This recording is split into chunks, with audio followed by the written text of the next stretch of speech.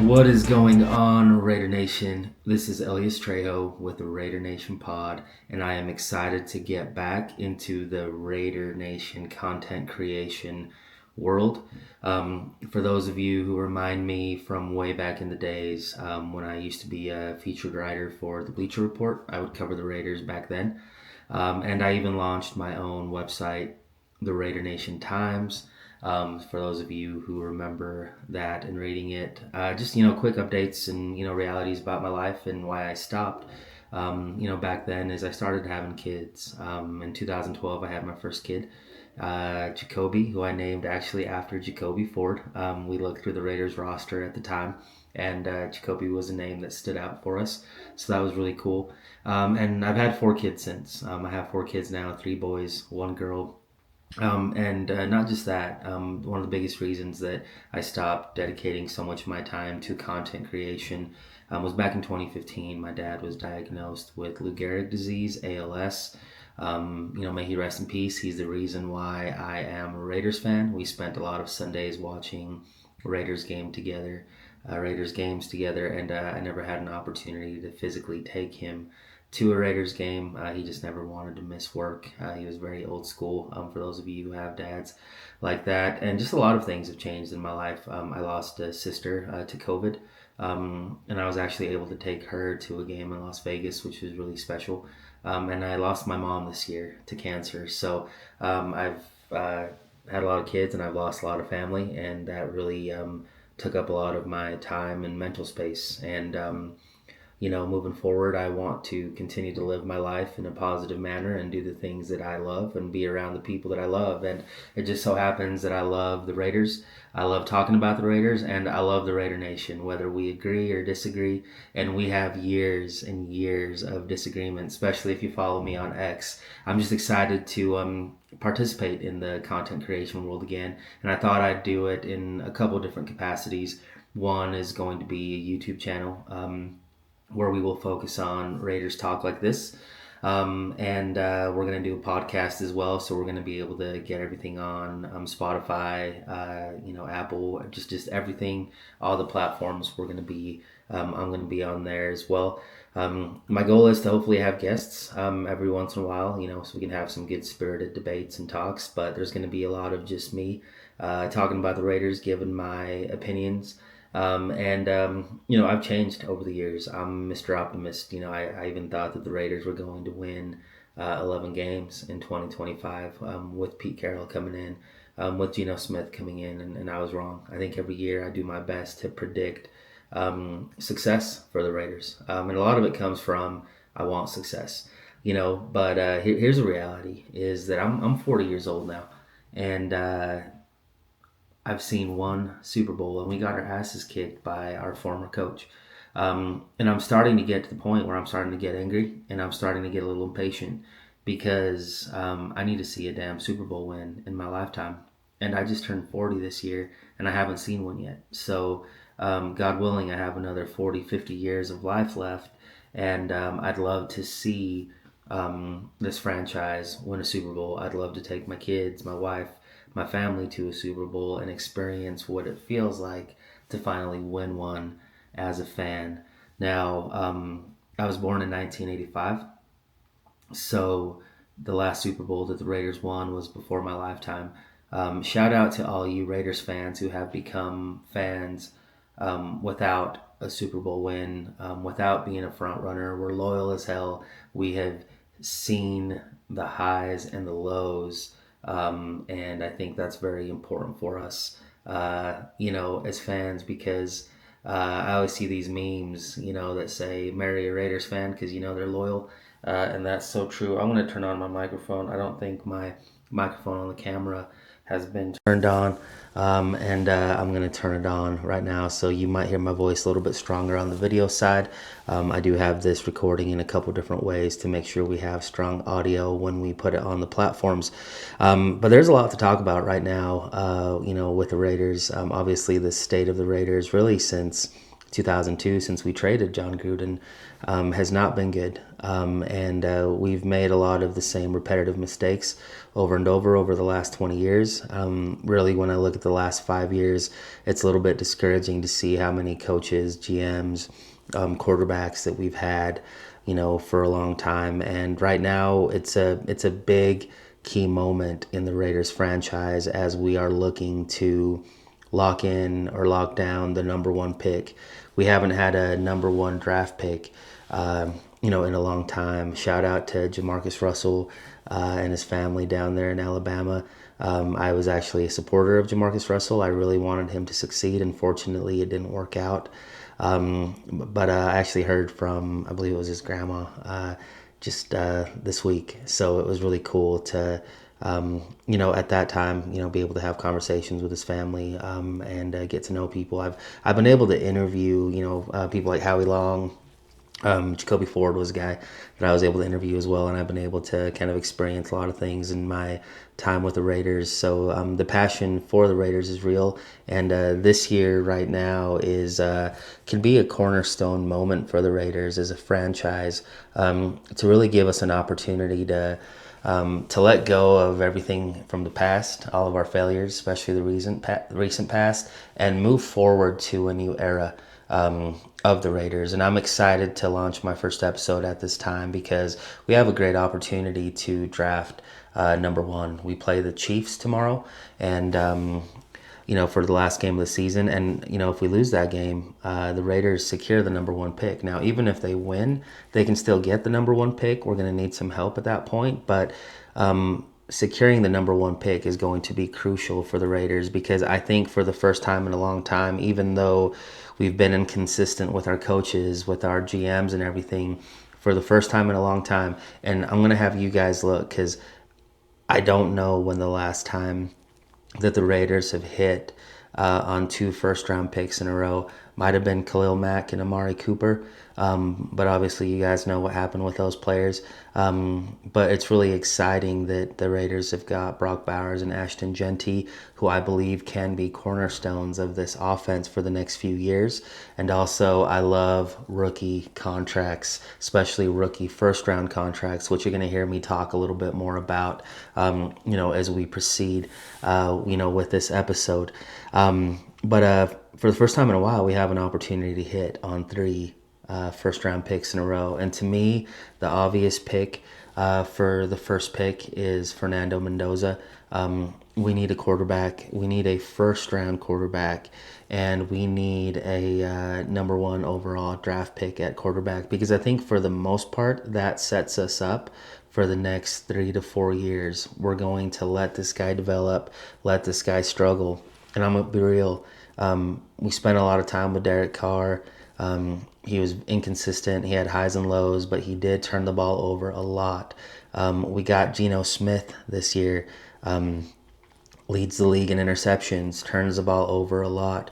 What I will say is I'm okay to struggle at the quarterback position for a little bit if I have a young quarterback. I'm not okay to do that shit when you have a veteran quarterback who's been around for 5+, 6+ years, and he's still making the same crucial mistakes, which is committing turnovers. And that's one of the biggest things that I want to make sure, that this franchise can do. And for the first time in a long time, I think this franchise is actually set up pretty well to take in a young quarterback. And that's what I'm hoping the Raiders do. I hope that we get in a position to draft Fernando Mendoza. I love his size.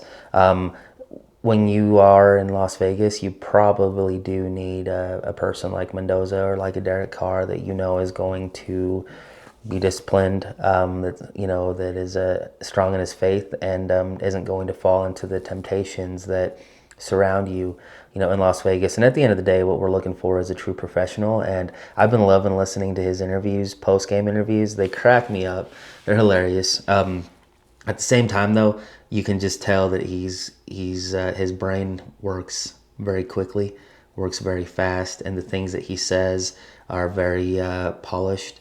Not in a people call him cheesy, corny, a dork, a nerd, whatever. But he's just different, right? He's a little bit different when he speaks, and I absolutely love it. I'm all about it because as I watch him play, and as I continue to watch his games from the past, I like what I see from him. And again, size, accuracy. He's a leader and he's not afraid to move and get first downs with his feet, even though that might not be the strength of his game. That's something that he's willing to do. And I loved what I saw from him at the Ohio State game, and I really loved what I saw from him at Alabama. So if the Raiders have this number one pick, I think they got two options. You take Mendoza number one, which I would absolutely do. Remember, last year we were told that this year was going to be the better year for quarterbacks.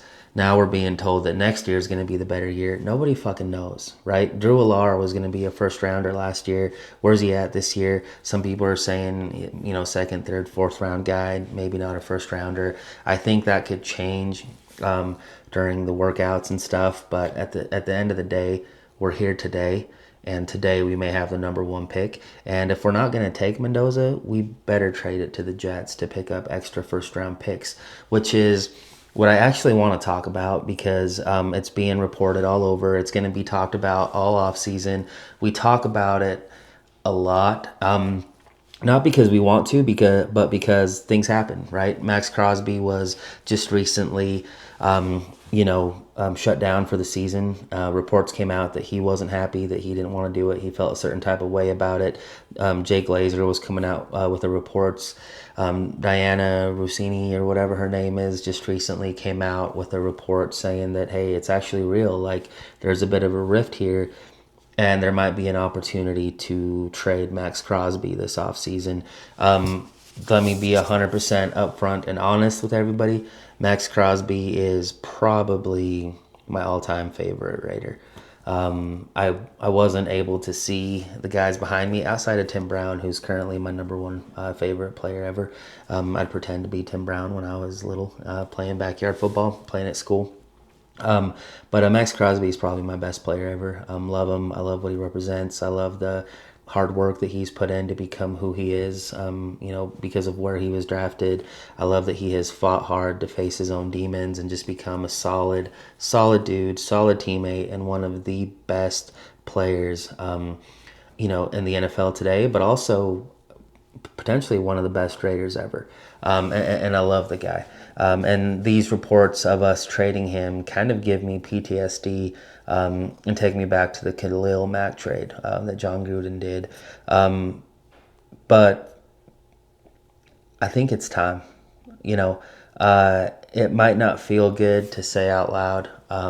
It might suck to say out loud. But as I look at, the Raiders overall and the Raiders in general over the last, decade or so, to me, one of our biggest Achilles heels hasn't necessarily been the defense. Now, the defense hasn't been great, but we have not been consistent on offense. We have struggled offensively. This goes back to 2025. Looking at some of the stats here that I was able to pull up, earlier today. So over the last 10 years, from 2015 to 2025, the Raiders have averaged 20.9 points a game. That is actually below the league average of about 23 points a game. So we're scoring 3 points, one whole possession, on average less over the last decade. We also turn the ball over at a higher rate, for sure, than the successful teams do, by about 3 to 4 turnovers a season. On average, we turn over the ball over more times than the average teams do. So to me, when I look at what this offense is doing, and when we can look at it this year, and just isolate this year in general, because I don't want to piss off you Derek Carr fans, because I know y'all get pissy, and I know y'all knew that I was about tired of him after 2017 is about the season where I was like, hey, something's up, it's not going to work anymore, and of course it didn't. But when I look at the situation this season, and I just look at the offense in general, Our quarterback led the league in interceptions. We turned the ball over a lot. We struggled to score points. I think this year we're at like 23 points a game. But the biggest thing I want people to understand and realize is it matters when you're scoring the points. I don't give a shit if you scored 24 points, but you were down 31-0 and you're just scoring garbage time points and getting garbage time stats. That doesn't make sense to me. That's not anything that's worth celebrating. And I think too many times over the last few years, whether it's garbage time stats, and I'm gonna use Geno Smith here because I don't want to talk about another quarterback that was a quarterback for a long time, but you see his numbers look decent in some of the games that we lost, and it's because he's not able to keep us in the game in the first 2-3 quarters of the game. And at the end is when we fight, when we pass, when, situationally teams start to cover us differently. And when we look at the turnover ratios over the last, few years, we have one of the lowest turnover ratios as well. In fact, we don't just turn the ball over, we don't take the ball away very much. And a lot of that is because of how our offense affects the game situationally, right? We see this often. We put our defense in really bad spots. We're throwing interceptions. We're going 3 and out.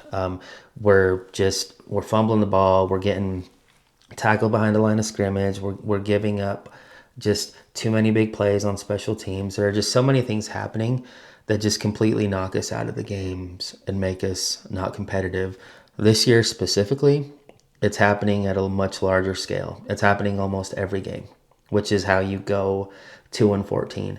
All these other seasons when we were 6-10, 7-9, 8-8, it was happening, but for half the games.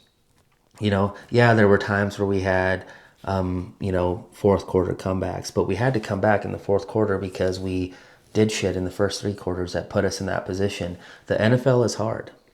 I'm not going to lie. The NFL is difficult.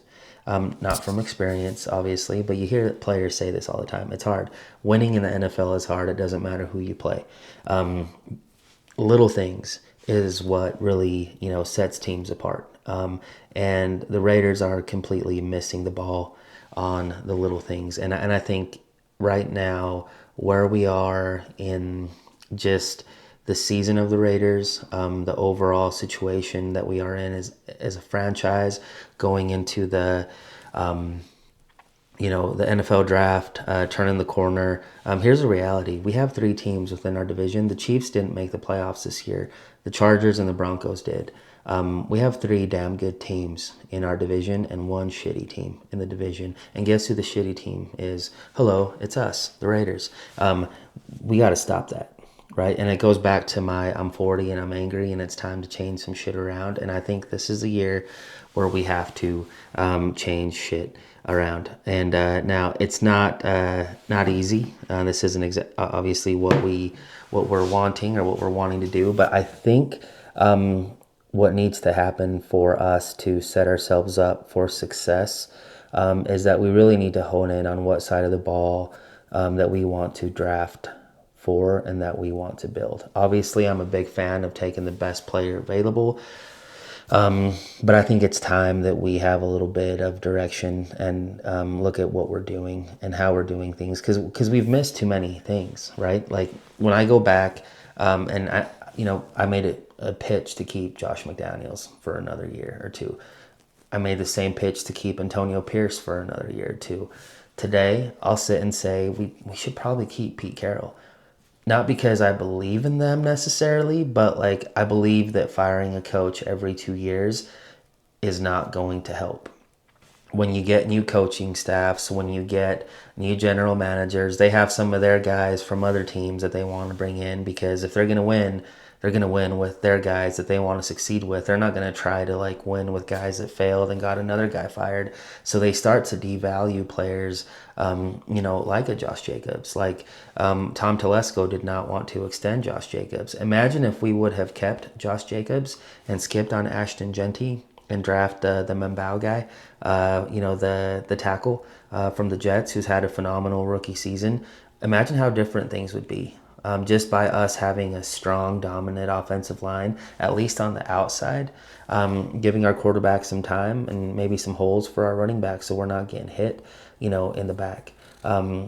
Those are super important, right? Like those are important things that I think that we need to kind of start looking at is, does it make sense to just keep firing people every year, every other year? I don't believe it does, and I think that's where our mistakes are made. So I think we really do need a full reset. Whether we keep Carroll or not, and this isn't let's keep Pete Carroll, but whatever the hell it is that we're doing as a franchise, we got to decide in 2025, this offseason, this is what we're going to do. This is who we are. It's 2026 now. We haven't won a Super Bowl since 1983. We haven't been in the Super Bowl since 2002. We've been trash. And it's time to untrash ourselves. And for us to do that, we have to do the difficult things. And to me, the difficult thing that I think we should do this year is trade Maxx Crosby.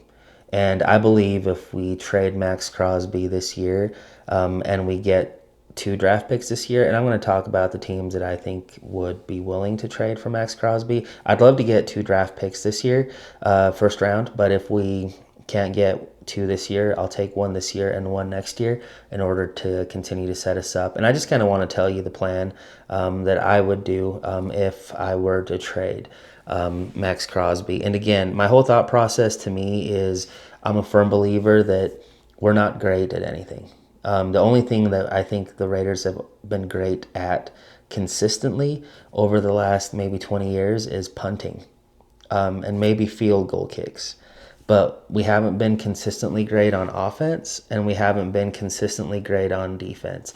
And I think it's time that we commit to one side of the ball. And I'm a firm believer that you have to build the trenches. You have to invest significant capital, whether it's free agency or draft capital, to draft your offensive linemen, to draft your defensive linemen, and you can never be too deep.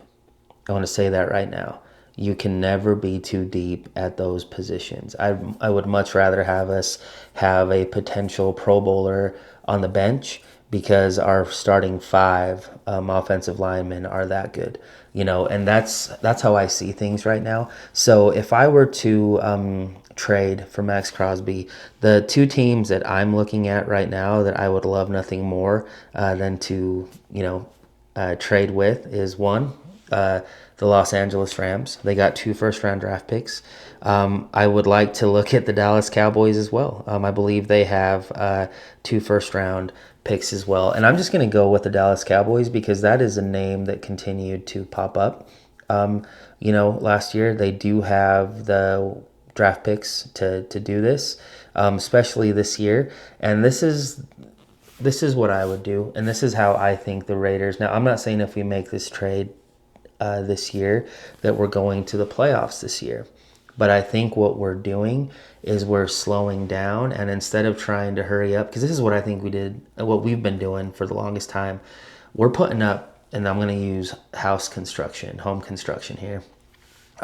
We're putting up the framing, we're putting the roof in, we're doing all the shit, trying to make it look good, trying to make it look like a house, but our foundation is not set. Our foundation is not strong.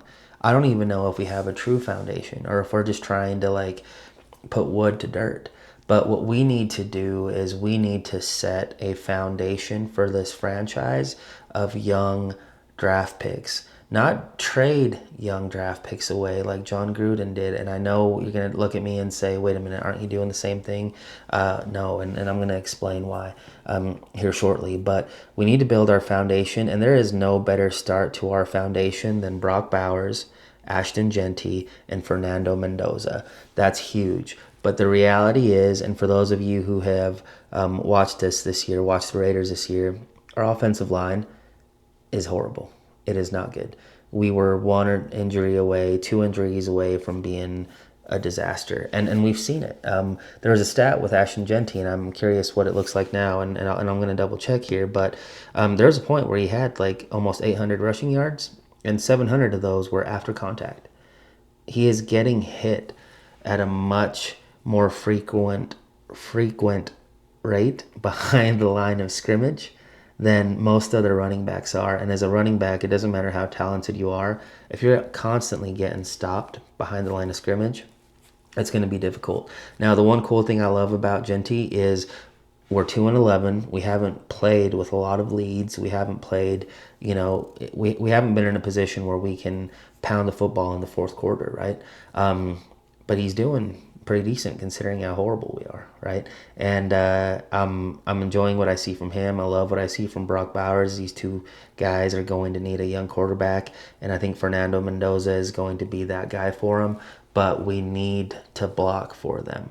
We need to build something to ensure that they are protected and that they can do what they can do. Mendoza needs a little bit of time. Genty needs some space, some holes. And Brock Bowers, man, you just got to give his quarterback time. So that's what I would do. That's what I would love to do. And this is how I would set up our offseason and our draft this year. If I'm Mark Davis, which, by the way, we're going to do an episode on whether it's time for him to sell the team or not. I was very adamant against it. Rest in peace, Carol Davis, by the way. Because I was a purist. I love Al Davis. I love what he did. I love who he was and what he represented, especially early on in his career. Like as a man who's in love with my wife, having a woman by your side, that is with you while you're trying to do what Al Davis did. God bless Carol. But Mark is not his dad. And we're seeing things, some good, but some bad. But right now it's like, man, like Tom Brady, you need to call, the Fertitta brothers, Dana White. Let's figure something out. Let's make Mark a billionaire. And, let's see if we can, do something different on the ownership side from someone that has a proven track record of owning or running an organization. Not someone you hire, but from an owner standpoint, because I think we've made enough changes through various positions within the organization that the only change we really haven't made is ownership. So I think that's something to look for. Now, I'm a big Mark Davis fan. If he were able to keep it, hooray. I'd be happy to see Mark Davis lift a Super Bowl trophy like his dad did and say, just win, baby. But we got to do shit that's going to get us there, and we haven't been doing that. The whole John Gruden emotional hire thing, I know a lot of people love John Gruden, but I think that is what actually set us back a little bit. But I wish we had the patience with other coaches that we had with John Gruden, because he had 3 full seasons of not winning games. And I think it was the 4th season when he got fired. Maybe I'm wrong. Maybe it's 2 full seasons of not winning games. And the 3rd season he got fired. But what we were seeing there, despite trading away superstars and throwing away first-round draft picks, is you saw what happens when you have an offensive-minded head coach that is going to invest into the offense. I thought we had a pretty decent offensive line around that time, but you have the same voices in the locker room for more than 1 or 2 seasons. It creates something, that continuity, and you start to see that success on the field. And that's why we saw the Raiders make the playoffs that year, despite, having a interim head coach after, Gruden resigned, which maybe he comes back to the Raiders if we don't keep Pete Carroll. Well, who knows? We'll see what happens. It wouldn't surprise me, but I don't know if Brady would go for that after he chose Derek Carr instead of Brady that one year. Sorry, I got a little lost there. I started talking about changing ownership, but really at the end of the day, 2026 needs to be about resetting and doing things correctly. Obviously, we get the number 1 pick. We want Fernando Mendoza. But I'm calling Jerry Jones, and I'm saying, look, man, if you give me, and right now it's pick number 14 and pick number 21. If you give me those 2 picks, we will send you Maxx Crosby. Now, what are the odds that they're going to want to give us a 2nd-round pick as well for him? I don't know how likely that is. They don't even have a 2nd-round pick this year. But I would gladly take the 2 first-round picks, call it good. And so what happens here is we save a little bit of money, about $30 million a year in salary cap, which isn't the biggest thing. But what happens is we get 3 first-round picks in 2026. 3 first-round rookies. And I know we've done this before, but the idea was right. that John Gruden had back then. And the idea is very similar with Maxx Crosby now. The execution was terrible. But just because the execution from John Gruden and Mike Mayock was horrible when it came to drafting players, they hit on Josh Jacobs, missed on Will Ferrell, they missed on Jonathan Abram, I believe was his name, John Abram. They missed on Arnett. They missed on Leatherwood. I don't know if I want to call the Ruggs a miss, but at the end of the day, it's a miss. So out of 6 first-round draft picks that they had in 3 years, they only really hit one, and that's problematic.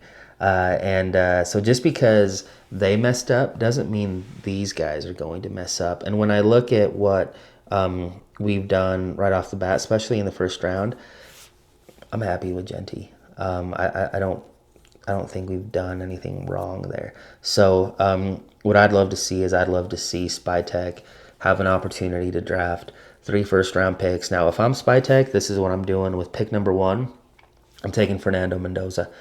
He's the guy I'm taking first and foremost. 6'5", 225. He's proven he was with Cal before. Has a much better surrounding team in Indiana, and he's playing phenomenal. And he's stepped up. And I don't think it's the easiest thing in the world to switch teams and then go to the next team with a new coach, new system, new teammates, and win a Heisman. And that's exactly what he did. Now, come to pick 14. If I'm the Raiders, I'm doing everything I can to get an interior offensive lineman. And the guy that I am taking is I think Vega Ione. He's from Penn State. He's a tackle. I would love to take him in the top 14, and I would love to look at an offensive tackle as well. And I'm just going through here, anywhere from Francis Maugoya. I'm gonna slur his name, from Miami. And I've even looked at Jennings Dunker with the 21st pick. You got Parker, the OT from Alabama. But what I'm really looking to do in that situation is I want to solidify my my drafting, the people that I'm taking, and I'd even go as crazy as like, hey, like give me Fernando Mendoza number 1.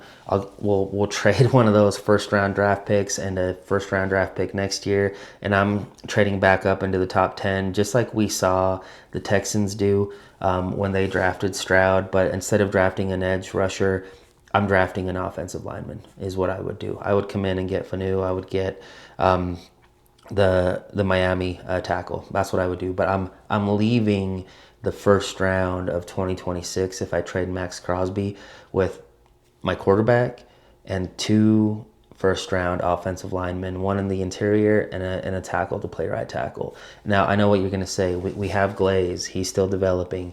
We have JPJ. We have Rogers. We have and I'm already forgetting his name. We have the other rookie. We have the guard. We have the tackle as well. So we have young pieces, and we have Colton Miller. I get it, and I understand, but it goes back to the same thing.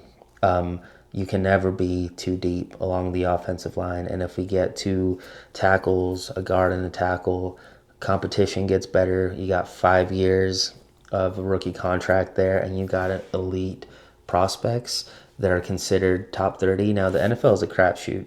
The NFL draft is a crapshoot anyways. I think after like the first 15 picks, it's a 50-50 chance. Maybe the first 10 picks are 50-50. Could be the entire first round. That's a 50-50. But the odds of you selecting a long-term successful starter after the first round are not very good. So if we can get into the first round, solidify those offensive linemen, at the very least, what you are saying to the rest of the players in your locker room, what you're saying to the fans, what you're saying to your competitors, right, is that we are going to focus on offense and we are going to get us some really good pieces, quarterback, running back, tight end, and we're going to add an offensive lineman as well. Now, if we can get 2 first-round picks here, I'm fine taking a 2027 first-round pick and doing everything we can to get a receiver. I'd love to have that Ohio State receiver, I think number 4. I forget his name, Smith, maybe, Jeremiah Smith. I'd love to have, an option like that. But I don't think we can go wrong if we walk away with one of the best offensive linemen in 2020. I'd love to have two of the best offensive linemen in 2026 draft, plus a quarterback. And I think we're on the right track there. I understand we don't have a number one wide receiver yet, but I'm very, very intrigued by the Tennessee receiver that was actually teammates with Thornton, I believe. Could be wrong. I'm trying to find his name here. Let me pull it up here on the board. Chris Brazil. It would be cool to get another monster. He's 6'5", 200 pounds. Like I wouldn't mind, looking at him. Maybe Denzel Boston as well. He's another big guy that we could get with that second pick. But just give me something that's going to help this first round quarterback succeed. And to me, he needs more protection and maybe another weapon. So again, if I'm trading Maxx Crosby, and I'm just going to say the Cowboys, here's how my draft would look like. Number 1, Fernando Mendoza is who I'm drafting at that point. At number 14, if I can get the Mayogoa from Miami, I would take him at 14. But if he's not there, I would absolutely reach and get Ione, the Vega guy from Penn State. And then with the next pick after that, I'm getting the offensive tackle from Alabama, Caden Proctor, or even Lomu from Utah. But just give me 2 offensive linemen in the first round, and I'm taking a receiver with that first pick in the second round, which to me, I would love it. I don't think he's going to fall.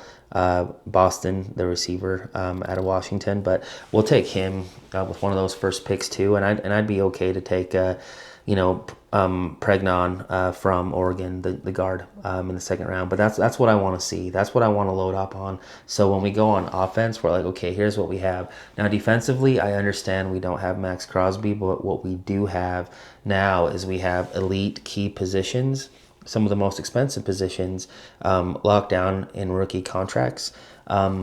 Now we can start spending some money to really solidify the defensive side of the ball and to add some depth to that side of the ball, because we don't just need legitimate starters. We should re-sign a lot of the guys that we have right now, but what we really need is just depth and quality throughout every position and every level of the defensive side.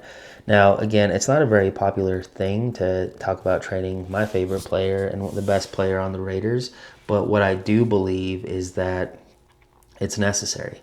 It's a necessary pain that we have to do. I would love to see Maxx Crosby go and play, for a team that has a shot to compete next year or the year after. I'm not saying the Raiders won't be competing next year, but not a lot of rookie quarterbacks go to the Super Bowl. So I think right now what's going on with the Raiders is we're on a 1 to 3 year plan where we have an opportunity to open a window to make a charge. But for us to do that, we need an offense that can score points and protect the football. Mendoza is that type of quarterback. And now we just need the support around him, which again, I know it's repetitive, but let's solidify this offensive line. Let's make that the key.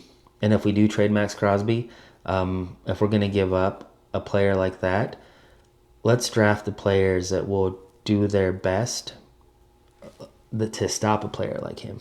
And to me, that's an offensive line. Now, if we're able to maintain possession of the ball, if we're able to score points consistently, if we're able to run the ball and keep time of possession, reduce turnovers, that's going to make life easier for the defense, where you may not need an edge rusher. And again, we do have another pick coming in next year, right? We do have an opportunity to pick up guys, and we see it, you guys. Guys leave us as free agents, and go play for other teams for their defensive line, and they're getting sacks. They're doing their thing. So, Maxx Crosby isn't the only player that can get sacks.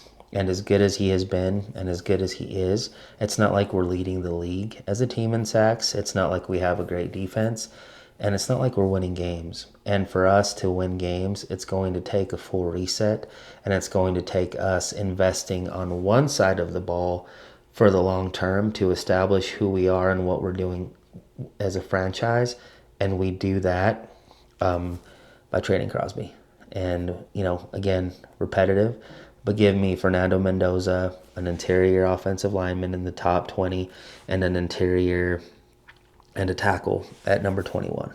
That gives us, if things stay where they're at right now, which right now the Cowboys are looking at pick 21 and pick 14. Let's do it that way. What do we have to lose? We went 2-11 this year, you guys. Right? Like, we got to do something. And we have to look like we actually at least have a fucking clue of what we're doing and that we have a long-term plan. Because right now, we don't. Our only plan is, well, let's hire this guy. Let's pay him a lot of money. And this is where I think my anger comes from. Because I'm 40 years old. I haven't seen us win a Super Bowl. I've only seen us win playoff games. But that was 20 plus years ago, you guys. Like, as fans, and you guys will feel me on this, content creators, you will understand what I'm saying is, how many damn players have we seen come and go? How many damn GMs have we seen come and go? How many coaches? How many damn press conferences have we sat and listened to the new guy that's going to change everything, that's going to do this, that's going to do that, and nothing has happened? We're still here. Everybody else is gone. So if you're frustrated with a franchise and where things are, you have a right to be, right? That's the reality of where this franchise is. 2-11, worst team in the NFL, worst record in the NFL. We need to look in the mirror and say, hey, look, I get it. It's no different, and this has been used a lot. It's like having a Lamborghini parked outside of a trailer house, right? Sometimes if your finances ain't it, we got to get rid of that Lamborghini, right? And get back into a point where we can be successful long term. And have sustainable success, because I'm not just looking to make the playoffs. Oh, we made the playoffs in 2016. Oh, we made the playoffs in 2021, whatever year that was. I want to compete for a playoff position every year. I don't want to have to compete for a top 5 or top 10 draft pick every year. And right now, that's what we've been doing. We have more top 10 draft picks over the last, 20 years than we have playoff wins, playoff appearances. So let's do something different. And to me, this is what we need to do, right? I'm going to have an episode where I talk about Tom Brady. Because Tom Brady, we need your ass out of the booth and in Las Vegas, right? Like, I know maybe you wanted to be a silent investor, blah, blah, blah. You're Tom Brady. People are always going to talk about you, hype you up, and your involvement in things. But we need you every damn day because you won the Super Bowls. That's who we need. Not just a guest appearance, right? Not just I'm going to sit here and give you a rah-rah. Like, we need you there every fucking day. And that's the reality. So that's what I would do. Again, this first episode, I hope you guys enjoyed it. I was kind of all over the place, but I just wanted to really talk about, the biggest reasons why we should, make a trade for more draft picks and trade Maxx Crosby, because to me, the offense, the inconsistency, we've been below league standards over the last decade. We don't want that. Turnovers, that's the offensive silent killer. It's what hurts the defense. The defensive stats are always going to look horrible if you can't keep the ball on offense. Again, whether it's turnovers, missed field goals, 3-and-outs, it doesn't matter. That stuff affects the defense, and it affects the box score, and it makes the defense look worse than it is. So while we may be getting rid of the heart and soul of our defense, I think it's time that we look at our heart and soul as a franchise in general and start over and rebuild for the long term, not just for instant gratification, which is what we've done. Right? Which is why we fire people so damn quick, because we don't get that instant gratification. And then we look at all these other coaches. They're like, oh yeah, well, this coach did this coach did that. I don't give a shit. That's not us. If I was a coach today, I would not accept or interview with the Raiders. You're going to give me 1 year? You're going to give me 2 years? Sure, I get all that extra $1 million guaranteed, but I'm not here to waste time. I'm here to win. And sometimes to turn around a franchise that hasn't done shit in 2 decades, 4 decades if you count winning a Super Bowl as doing shit, it's not going to happen in a year. You have to do something drastic. You have to do something different. And this offseason, again, love Maxx Crosby. He's going to be one of my favorite players forever. I got a signed jersey of his. out here that I'll probably feature on the next episode. I'm going to try to change those around every episode, just kind of have a different mix there. But I'm telling you, this is what is needed. We got the first pick in the NFL draft, and we can look at this year as we're going to have the first pick of the NFL draft, and we're going to improve, or we're going to be like the Titans, who pick first, and now they're picking what, third, fourth? The Giants, same thing. Let's not do that. Let's get away from that. Let's actually focus on building this franchise the right way, and let's start heading in the right direction, because all of us, and I'm talking to Raider Nation only, we deserve a fucking Super Bowl in our lifetime. And we've been through enough shit over the last 10 years has been crazy, but like it's been a while. And I know I'm not alone when I say that, like, tired of watching us lose, tired of watching the Broncos, tired of watching the Chiefs. If the Chargers get a Super Bowl before we do, hell no. So let's turn things around. Let's get that Mendoza number one, and let's do something with Maxx Crosby, because right now he is our biggest asset and our biggest gateway to changing the trajectory of this franchise in the next 5 years. So appreciate you guys for listening to the Raider Nation pod, and I'm excited to see what happens after I post this. Take care, you guys.